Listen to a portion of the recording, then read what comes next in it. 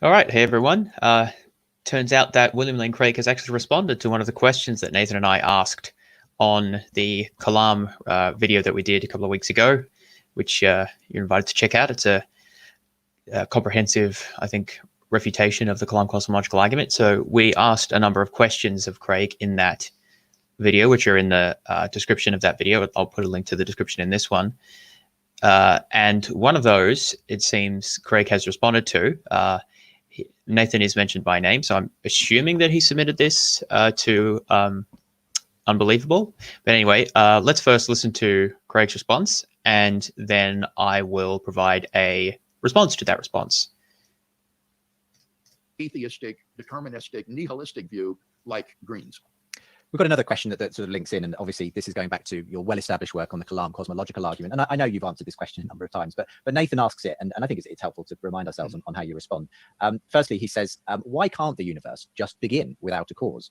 And secondly, if causes are relationships between spatiotemporal events, why would the universe, which is not a spatiotemporal event, need a cause? This, of course, just to set the scene, is obviously related to the Kalam Cosmological Argument, in which you say anything which begins to exist has a cause. The universe began to exist, therefore the universe has a cause, and then you give reasons for why that cause is best explained as God. Yes. But to sum up again this question, why couldn't the universe just begin to exist without a cause? And what about the fact that it doesn't seem to have the same kind of properties as other causes which are spatiotemporal?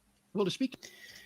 So just to clarify here, although Craig has said before about why he thinks that everything begins to exist needs a cause, the question was asked following our response to what he said before. So obviously that is too long to put into that question. So unfortunately, he's just going to repeat a lot of what he said before. But the interesting part is the second part to the question, which is about the idea that if causation is a relationship between spatiotemporal events, and of course, the very first spatio-temporal event, like at the start of the universe, wouldn't have had any spatio-temporal event before that. So you couldn't even have a causal relationship existing there. So if that analysis is correct, then why would we expect that everything that begins to exist has a cause? Specifically, why would the universe have a cause? I've never heard Craig respond to that. So it's interesting to hear what he has to say. So I'll let Craig respond in full, and then I will comment on his response. To the second point first, I think it's an unjustified assumption to say that causality only holds between spatio-temporal events. I can't imagine what an argument for that assumption would look like. And so I think that is an unjustified assumption. Now, with respect to the causal premise of the argument, in my published work, I've given 3 arguments for the truth of this causal premise, each of which I think is sufficient for rendering it more probable than not, and which together make a powerful cumulative case for its truth. And these would be, number 1, that the causal premise is rooted in the metaphysical first principle that something cannot come from nothing, that being only comes from being. And if that's true, then the universe, being everything there is on an atheistic worldview, cannot come into being without a cause, because being only arises from being.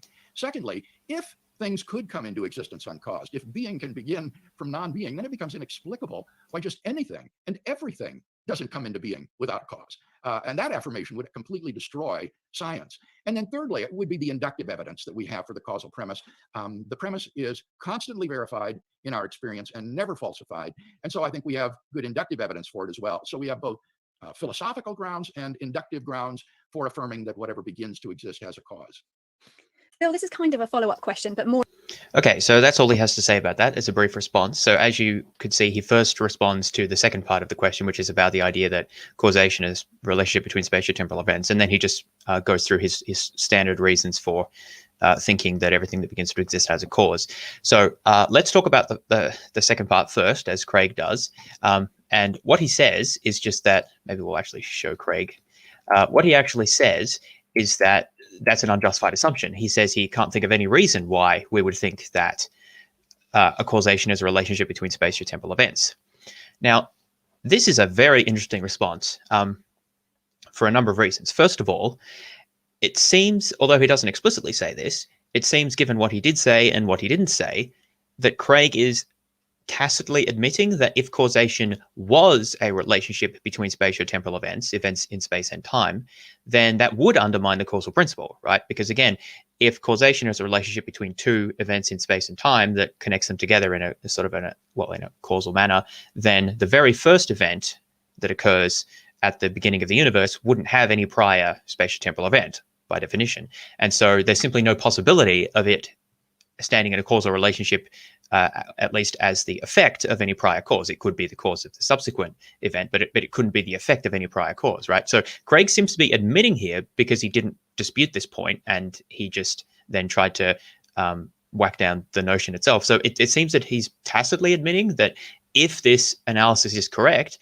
then that does undermine the causal principle. So I think that's actually quite an interesting tacit admission. Now, if that's an incorrect reading, Craig can correct me here, but just given that he could have said, well, it doesn't matter if that's true, the causal principle still holds, and then he could have explained why, but he didn't do that. That would have been a stronger claim, right? Because then it doesn't matter if it's true. But he actually just said, well, there's no reason to think that it is true. So I think that's a tacit admission that this notion or understanding of causation would undermine the causal principle. Okay, so that's the first thing that's interesting, I think. The second interesting point is the reason that he gave for not accepting this analysis of causation. He simply said, I can't think of any reason why we would accept that. Well, that's not a very satisfactory response, because remember, this is part of an argument that Craig's advancing for the contention that the universe had a cause, and ultimately that cause being God. But one of the key premises here, the causal premise, is that everything that begins to exist has a cause. There's slightly different ways that Craig's formulated that, but I'll just stick with that here. Now, if there's a possibility, an analysis of causation under which that fails, namely the view that I've just mentioned, the idea that causation is a relationship between spatiotemporal events, if under that view the causal principle fails, then that is an objection to Craig's argument, right? So the thing is that even if we don't have any particular reason for thinking that that view is true, if that's a possibility, Craig needs to respond to it, because he's making a deductive argument. He's trying to defend this premise that the causal principle holds. If there's a potential refuter to that, which, as I've argued, he seems to implicitly admit that is a potential defeater, he needs to show that that's false if we're to accept his argument. You can't just say, well, there's no reason to believe that defeater is true. Like, if it's a possible defeater, like if it's at least a possibility, then I think Craig needs to respond to that, or at least Craig is advised to respond to that, I guess, if we're to regard his argument as persuasive. So suppose that I hold to that view, which actually, as I'll argue later, I think we have some reason to think is correct, that causation is a relationship between spatiotemporal events. If I hold to that, and then Craig just tells me, well, there's no reason to think it, and therefore I'm not going to think that that's true, and therefore Craig is not going to respond to this idea, well, then I'm just left with no reason to accept the causal premise. So again, if he's going to make an actual argument for the causal premise that's going to be persuasive to people, including people who hold this view that I've mentioned, then I think he needs to do more than just say, oh, there's no reason to think that that's true. Because in fact, some philosophers do hold to at least something like this view, as I'll discuss in a moment. And he hasn't said that it's an incoherent view or that it makes no sense. He just said that there's no reason to think that it is true. But if I do think that it's true, that's a possible defeater of his argument. He needs to give a reason for why we should not think that's true if his argument's to succeed and be persuasive. Okay, so that's the second issue. The third issue is that, and this is sort of the hardest thing, it seems very hard for me to understand how Craig could not even conceive of a reason for thinking that this is true. I'm not saying that he has to agree that this is true, right? I'm not convinced that this analysis is true, but surely you can at least think of a possible reason for thinking that it's true, right? And this is where I want to talk a little bit about the philosophy of causation. Of course, I'm not a philosopher, so I'm not an expert. I just have done reading into this in my own time, and so I have the understanding that I have, right? I don't know how much time Craig has spent specifically on philosophy of causation himself. I found that he often tries to avoid questions about the specifics of causation when he's asked about them. I know before he said his argument doesn't depend on the details of causation. But what I did want to do is just talk about some reasons why we might at least have some reason for thinking that this notion of causality is true. So let me see if I can successfully share my screen and not kill the sound like I did last time. Okay, let's start with this one. Okay, I'm going to zoom into this so you can actually see it. Let's see. Hopefully that's big enough. I don't know why it comes across as so small. Okay, so this is the Stanford Encyclopedia of Philosophy article about the metaphysics of causation. It's kind of dry, but there are some useful parts to this for our purposes here. So this is talking about, what things must be true for causation to be a thing. Like, what is it like for causation to work? What are the things? In particular, a question here is the relator or relator. So what this means is causation is supposed to be a relation, right? A relation between cause and effect. So what are those things that are related? What is the nature of cause and effects such that they form that relationship with each other? And as it says here, the standard view of the causal relator is that they are of the category of event and that their number is 2 in the roles of cause and effect. So what that's saying there is that the standard view of causation is that there's 2 things that are related to each other, the cause and the effect, and that they are events. Now that is important because Craig actually denies this because he believes in agent causation, which is substance event causation. That is, an agent is a substance that can cause events to happen, like the beginning of the universe, for example. So Craig denies the standard view. I mean, he's entitled to do that, but I think that already that's interesting because Craig has said there's no reason to think, or actually he's stronger than that. He can't think of a reason to think that causation could be a relationship between spatiotemporal events. So what I'm saying is I think there are actually reasons to think that, not definitive, but at least there are reasons. So first of all, as the Stanford Encyclopedia is saying, the standard view of causation is that it's a relationship between events. So already we've got part of the way there. Let's now look more about the type of event. Now, as it says here, the standard view has been disputed. So again, I'm not saying this is definitive. There are many other views that people have of causation, but at least this is a standard view that the 2 things related are events. Now, another question one can ask is, what sort of thing are the events specifically? And again, there's detail here that I don't really want to get into, but what I wanted to emphasize, here it is. So in practice, the 2 main differentiating characteristics there are 2 main differentiating characteristics that one finds invoked. The first is immanence. What this is saying is that events are generally regarded as immanent, while facts are regarded as transcendent. I think the way it's using the word fact here is meaning a true proposition, as far as I can tell. But what does that mean? What they're saying is the event of Brutus' stabbing of Caesar is something that is concrete, that occurs at a particular spatiotemporal location, right? So an event is a concrete thing. It happens at a particular time, particular place. They particularly use the word spatiotemporal location. That compares to the fact that Brutus stabbed Caesar, which is abstract. Again, I assume that they're stating that as if it's a proposition, like propositions are abstract, whereas the things that they describe are like specific and concrete. So that's what they mean by immanent rather than transcendent. But the point I'm getting at here is simply to say that, again, this is a fairly standard view here, that the things that are related by the causal relationship are immanent specific events that occur at a particular spatiotemporal location. So already that is a decent way along to saying that events are things that are, causation is a relationship that exists between spatiotemporal events. So this article hasn't, of course, proven that that's the case, but I've just shown a couple of extracts to indicate that this combination is not at all an unusual or absurd view. It's pretty standard to think that causation relates spatiotemporal events. Now, I have a little bit more that I want to share about that. Let's stop that, and I want to share a different article, Causation in Physics. So this is also a Stanford Encyclopedia of Philosophy article. So I'll show you this one. So this article here talks about, well, causation in physics, obviously, and it's sort of looking at causation from a more science-based physics or maybe reductionistic standpoint, which unsurprisingly is kind of how I think about it as well, being a reductionistic naturalist. But so there's a lot of stuff here. I'm not going to go through anything like all of this, but I just wanted to sort of draw your attention to what they call here conserved quantity accounts of causation. But these are also called process theories of causation, or causal process or causal mechanistic theories. And this is a particular theory of causation, which essentially says that there's some sort of physical process that occurs whenever there's a causal, whenever a cause brings about an effect.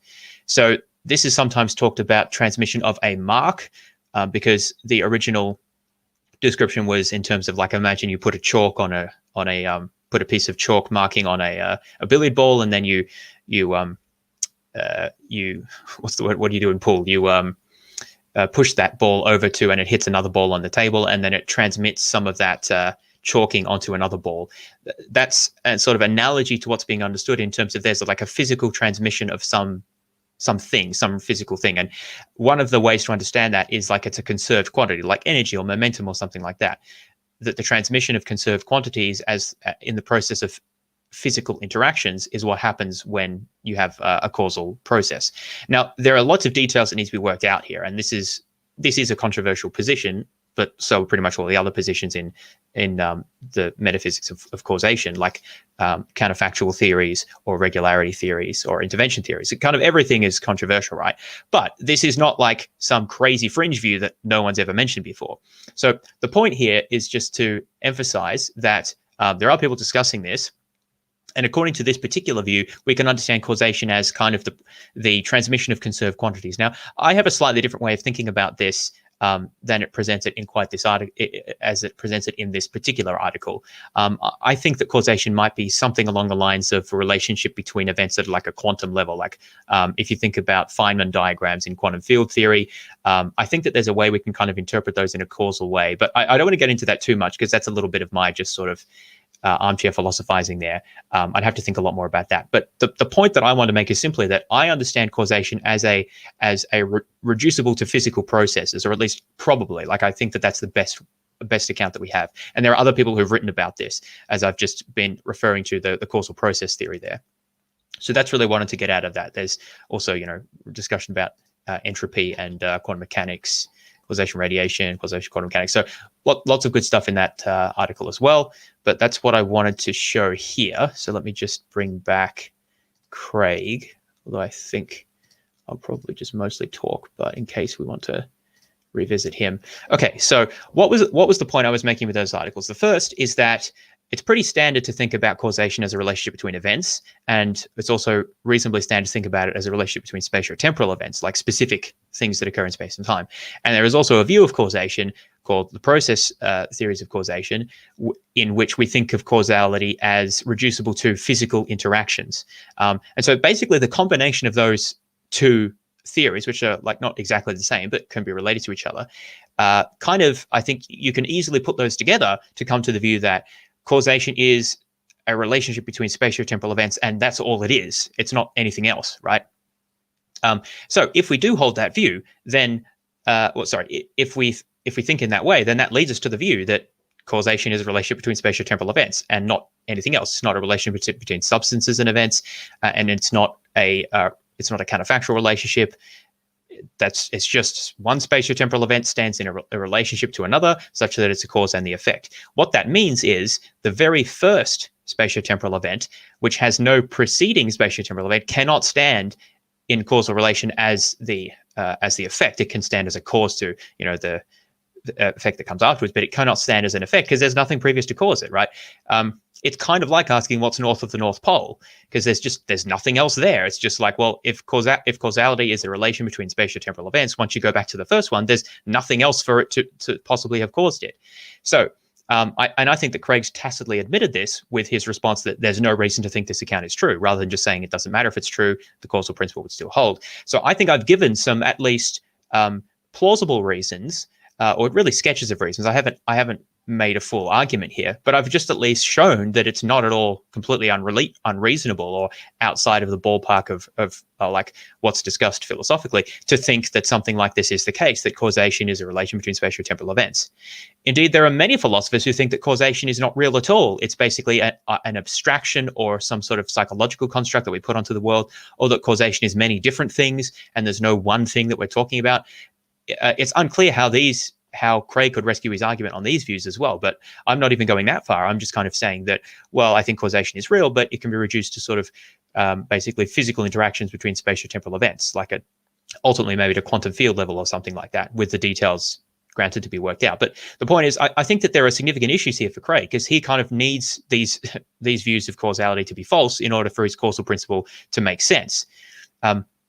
So in summary, I think there are good reasons, not decisive, but at least plausible enough reasons to think that causality quite plausibly is a relationship between spatiotemporal events. And therefore, there's no reason, not only is there no reason to think, it doesn't even make sense to ask what is the cause of the first event. It can't have a cause by the nature of what causes are, according to this view. And Craig has given no reason to refute that. all he said is that he can't think of any reasons why you might think that. Well, I've just given a few, and if Craig was even moderately familiar with this, I assumed that he would at least know of these theories of causation and have something to say about them. So it's a little surprising to me that he doesn't even make an attempt to refute them or say anything about them here.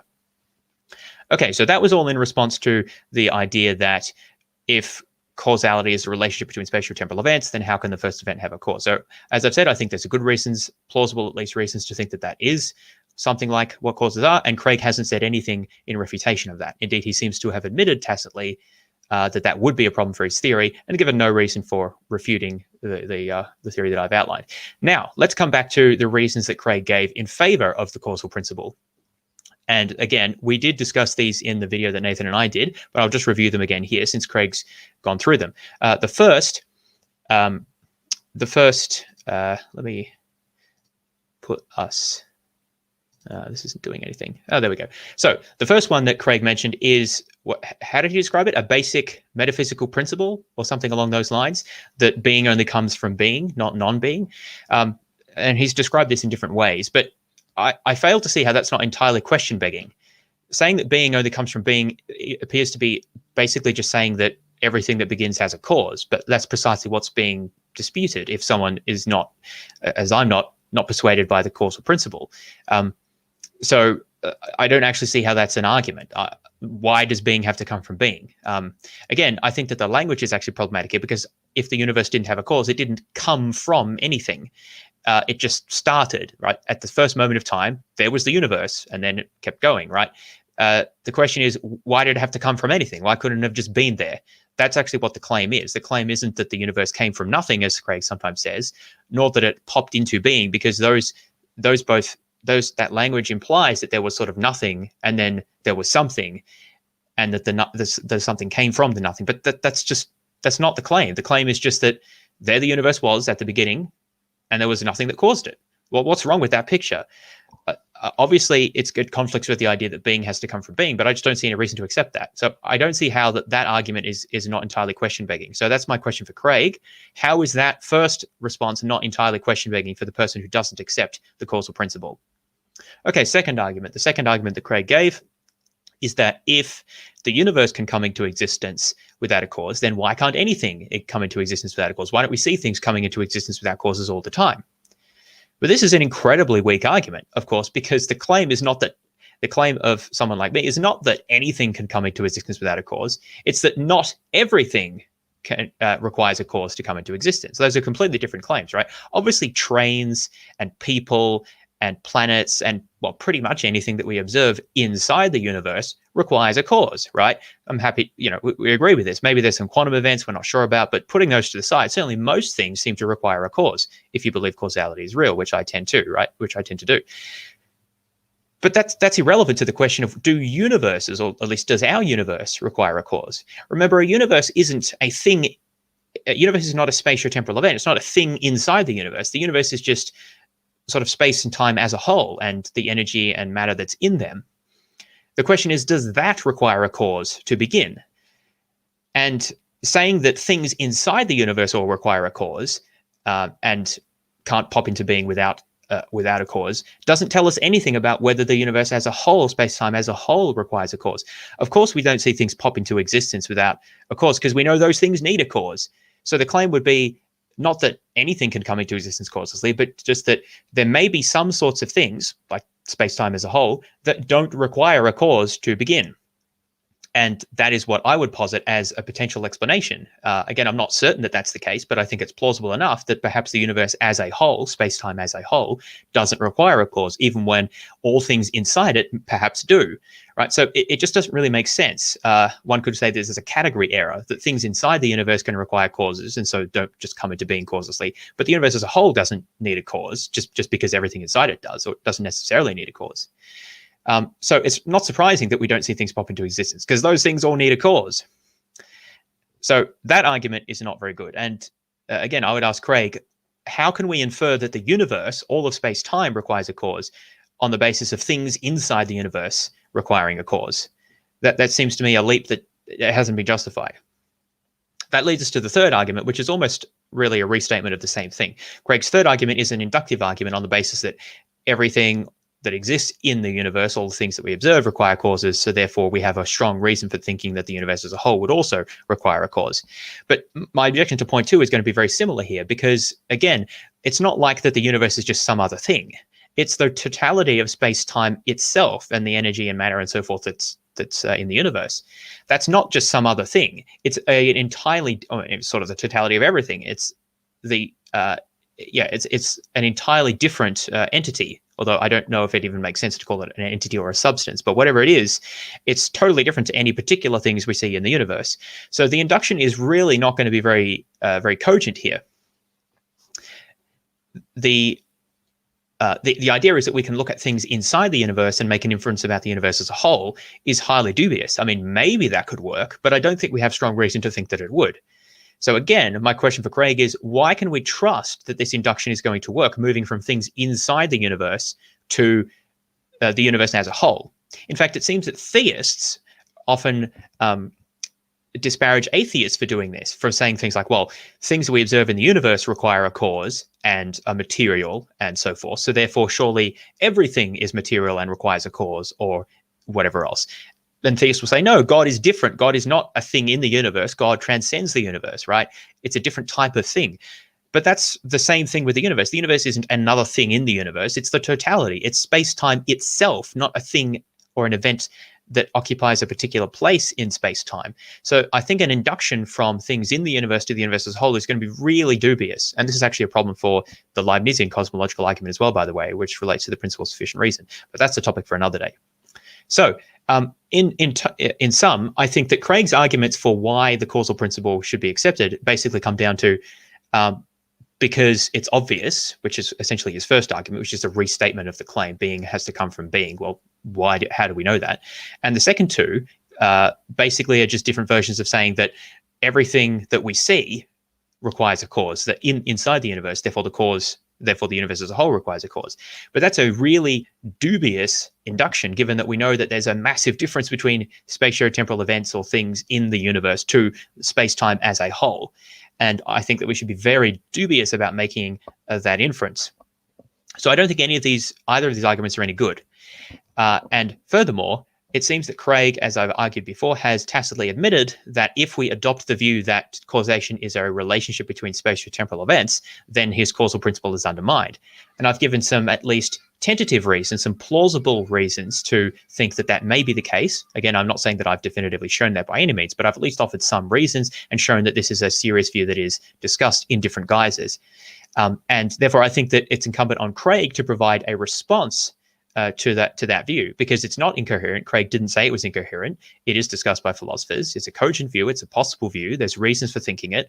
So therefore, Craig needs to refute that view if indeed it is inconsistent, as he seems to agree, with his causal principle. So in summary, I think that this response by Craig, albeit brief, is very interesting because of the tacit admission about the problem that this view of causation, basically a causal process view combined with the idea that causation is between events, the problems that would pose for the causal principle, as well as his inability to provide any arguments against that view, as well as his inability to give any cogent, non-question begging reasons that don't rely on very dubious inductive steps for thinking that the causal principle must hold. So let me just, before finishing up, I just wanted to make a few general remarks about this issue, because Craig and other theists sometimes say that atheists must be crazy or like totally irrational to say that, something could just come from nothing and like just reject the causal principle. Like they think this is desperation or insanity, or that, atheists are just grasping at straws here. But I don't think that at all. And I don't feel like I'm being obstinate here by being cautious about the causal principle. I think what I'm doing is being appropriately skeptical about the extent of our rationality and what we can infer based on just thinking about things. Someone like me, I would call myself a skeptic, not a global skeptic or anything, but just generally quite a skeptical person. And I'm very dubious when we take a concept like causation that we apply in everyday context, and it's appealed to in science, but there are questions there as well about how applicable it is. And we take this concept, it's a tricky concept, hard to work out exactly what it means, and then we just extrapolate it way out to the very beginning of space and time itself. How do we know that it's even applicable there? I would say that we don't have very good reason for thinking that it's going to be applicable there. Perhaps it is. I'm not saying it's not, but I think that we should be very cautious about doing that. And this is similarly to why I'm cautious about Craig's claims that actual infinites can't exist just because they're counterintuitive, or why we can be sure that the A theory of time is correct just because it's intuitive for some people, intuitive for Craig. And many of the other claims that Craig makes on the basis of his intuitions and his gut feelings or whatever. I don't think these things are very reliable when we apply them to cases or considerations that are far removed from everyday circumstances. There are so many examples of things that we know are intuitive or obvious to us, but are still false. Like, it's intuitively obvious that the Earth is flat and stationary, and people for centuries mocked the idea that the Earth was moving or rotating because they said, well, we'd be able to feel this, things would fly off. It's absurd, right? But now we know that it's moving. We know that the sun moves around the Earth, and we know that even though it looks like the sun is moving around the Earth, actually it's the Earth orbiting the sun. We know that everyday objects are actually mostly empty space, even though it feels like they're solid and full of matter, but actually most of it's empty space, and it's just the electrons orbiting around the nucleus, right?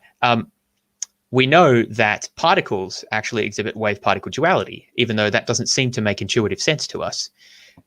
We know that space and time are connected to each other and can be affected by gravity and massive objects, which again is highly counterintuitive and doesn't at all seem obvious. So there's many examples of this, not just from physics, but biology and I think even economics and other areas where we have very counterintuitive results that don't seem to fit with our naive intuitions.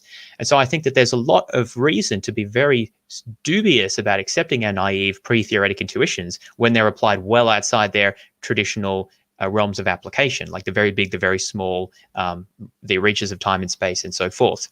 And that's the fundamental reason why I'm quite skeptical of these sorts of claims. And I mean, I've articulated more specific reasons about different theories of causation and so forth. But there's I guess, an underpinning approach of skepticism towards these quite expansive metaphysical claims based just on intuitions. And when Craig introduces this by saying, oh, there's just a sort of foundational metaphysical principle or something like that, I just fundamentally reject the notion of foundational metaphysical principles. For me, everything is up for grabs. What we need to do is carefully analyze our concepts and then use the best science and investigation we can to work out the way the world is.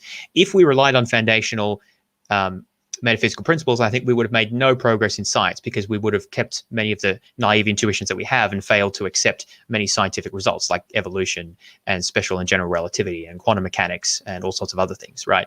Because they violate many intuitions and metaphysical principles that people hold. So in conclusion, I think that it's perfectly justified and sensible for atheists to be highly skeptical about these claims about, say, the causal principle, and require pretty sound, pretty convincing evidence and reasoning to accept them. And I think Craig has spectacularly failed to deliver that. His reasons are either circular or just based on faulty inductive inferences. Also, he's failed to address alternative accounts of causation, which, if correct, and apparently Craig also agrees tacitly with this, if correct, would undermine the causal principle, such as the view that I've articulated, albeit in brief, which is that causation is a relationship between spatiotemporal events, and therefore they simply cannot, even in principle, be a cause of the very first spatiotemporal event. It's just the first one. There's nothing to precede that to act as a cause for that effect. So in conclusion, I find Craig's arguments for the causal principle highly wanting, and I invite either him or anyone else who is interested in these sorts of arguments or wants to push a causal principle to offer more compelling reasons that are going to speak to people like me, who I think are justifiably skeptical about applying causation, given all its complexities and uncertainties, to the reaches of time and space. So thanks for listening, everyone. Hopefully you found that interesting. I'll stick a link to this video and the video I did with Nathan in the comments, as well as my book. You can check out my book if you're interested, Unreasonable Faith. I'll stick a link to that as well. Thanks for listening, and check back soon for more counter-apologetics videos. So, yep.